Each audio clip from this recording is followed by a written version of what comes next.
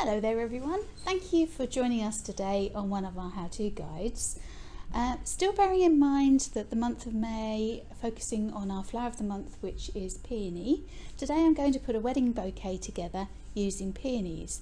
I'm actually going to smash all of the rules, so any rule that you've ever been told about using odd numbers, I'm going to totally blow that out the window today because I'm using 3 lots of 4 stems of flowers. So I'm using 4 stems of white O'Hara roses, 4 stems of beautiful peony pecher, and 4 stems of jules elie peony. Now the jules elie are actually quite well developed, pecher not quite so.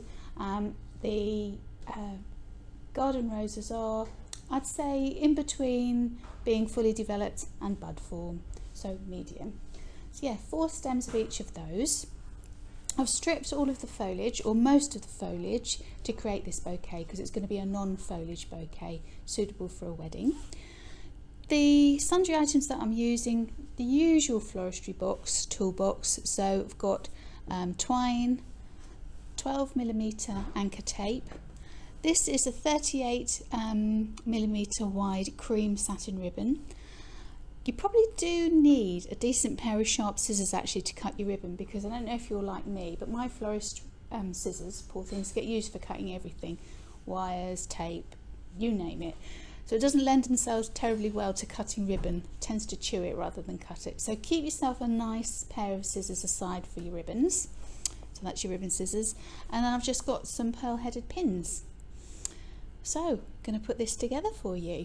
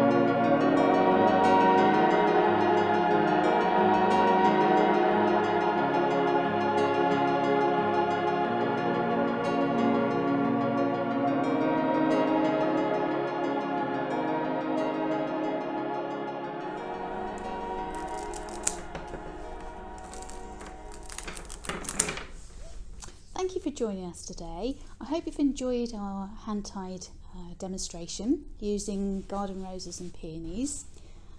Don't forget to subscribe to our YouTube channel for more videos. Lots of inspirational everyday and wedding event ideas on there. Don't forget to like us and share us with your friends. And if you have any questions, post them below and we'll answer them as best we can. Thank you for joining us today. We look forward to joining you again very soon. Bye for now.